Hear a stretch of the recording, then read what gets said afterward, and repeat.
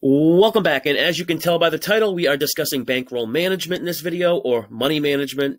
Bet sizing and unit distribution would all fall under this umbrella as well.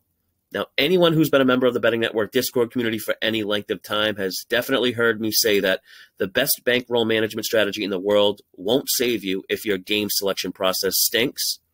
Now, even though that's true, one thing is absolutely certain: you don't stand a chance winning long-term without using some sort of bankroll management strategy.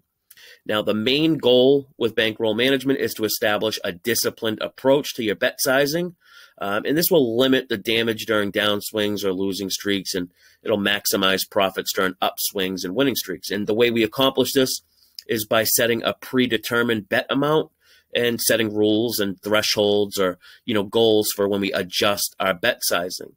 Now, what's tricky about bankroll management is there really isn't a one-size-fits-all strategy that works for everyone.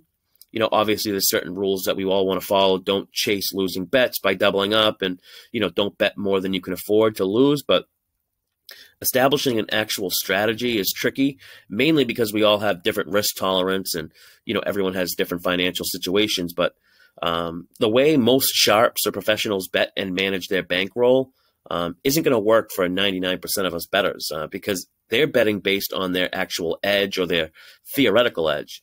Their edge is what ultimately determines the amount they bet per game. But, most bettors don't know how to quantify their edge on a single wager. So the last thing we want to do is go and max bet games because we really, really like it or think this team will definitely win. That's not a good enough reason to go and make a max bet.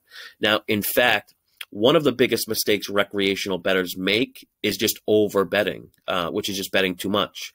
And I see it all the time. I've never seen a bettor have issues because they were betting too small. And actually, a lot of bettors think they bet too small. But the truth is the average size bet is between $15 and $20. And there was a study done not too long ago. It polled 5 major offshore sportsbooks, and the average bet size from all its customers combined was less than $20 per game. So there's a good chance that if you think you bet small, you're likely just an average size bettor. But it's more likely that you overbet. If you're betting $100 a game, you realistically should have about a $5,000 or $10,000 bankroll. And remember, your bankroll is not how much money you have in the bank or your net worth. Your bankroll should be, a figure that you set aside specifically for betting sports. It should be an amount that, say, if it got caught on fire and just went up in flames, it wouldn't absolutely ruin you. Yeah, of course it would suck, but my point is a real sports betting bankroll is money you can afford to lose. And, to be honest, I'm willing to bet a majority of you guys watching this video don't have a set bankroll, meaning there isn't money set aside for your betting. Most bettors consider their bankroll as whatever's in their available credit balance that their bookie has given them. And if that's you, it's fine. You still want to practice fundamental bet sizing and unit distribution, and I'm going to discuss some of the strategies behind this. Now, first, you're going to need to establish a unit, and a unit is just going to be your normal bet amount. Again, this is different for everyone, but the rule of thumb is, you want your unit to be a small percentage of your overall bankroll. And now let's just assume you're a responsible, organized bettor and have an established bankroll that you have set aside for sports betting. And the amount of this bankroll is $1,000. So you want your unit basically to be between 1% and 5% of your overall bankroll. 5% would be considered the max or on the high end. And I only recommend that if you, have a high risk tolerance or maybe have the ability to replenish your bankroll if you went on an extended losing streak, which can happen. Because as you can see, 5% of 1,000 would mean your standard bet size or unit would be $50. So that would give you a total of 20 units to work with. I'd personally recommend about 2% of your bankroll, especially if you're starting out with 1,000. That'd be $20 per game, or one unit would be $20, and that'd give you 50 units to work with. And I like to look at sports betting as a battle between you and the bookie. And, your bankroll is your weapon.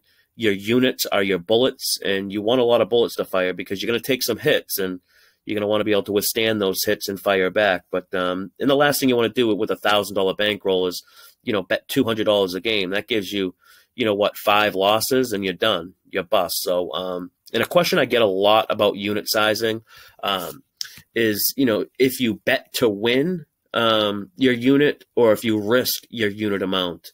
And this really is up to you as a bettor, but I do recommend that you risk your unit size. So if your unit is $50 and say you're looking to bet South Dakota State School of Fine Arts on the money line and they're laying 130, you'd be risking your unit of 50 to win 35. And the same thing goes in the reverse for the underdog. If you're looking to bet an underdog on the money line and you're looking at Idaho Technical Institute of Agricultural at plus 120, you'd risk your unit size of 50 to win 60. So it's risking whatever your unit size is, but you can also do it in the reverse, your unit size as well. But I recommend risk unit to win unit, or win less than. Now, once you have your unit size established, it's important that you stick to that. This is where the discipline comes in. And it's the whole purpose behind bankroll management. Your standard bet is 1 unit, and any deviation from a 1 unit bet would be based on your confidence level.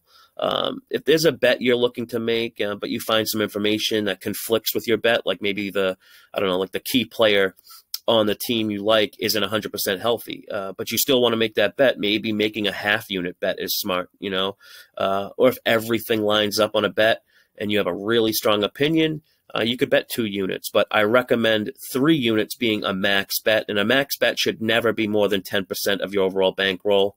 And it should be a very rare occasion that you increase your bet size on a single play. Now, the only other time you want to change your unit size is when you reach a goal, or what I call a goal plateau.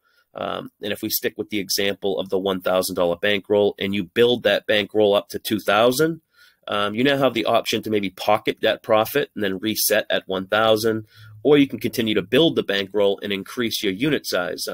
You don't increase the percentage of your bankroll bet, but rather just the percentage of your increased bankroll is now bigger. So 2% of $1,000 bankroll would have been 20, and now 2% of 2,000 is now 40. So you want to decrease your unit as well during losing streaks. I recommend being quicker to decrease your unit size compared to when you increase it on wins. If you increase at $1,000 profit, maybe you want to decrease your bet size when you lose 500. And again, this is all personal preference, and it goes back to, a bettor's personality, or I should say personal preference, and kind of risk tolerance and their financial standing. But hopefully this info here provided in this video is enough to kind of get you started with the basic fundamentals of money management. There's some other strategies I want to discuss in future videos, but that's going to do it for this one. And until next time, good luck with all your betting.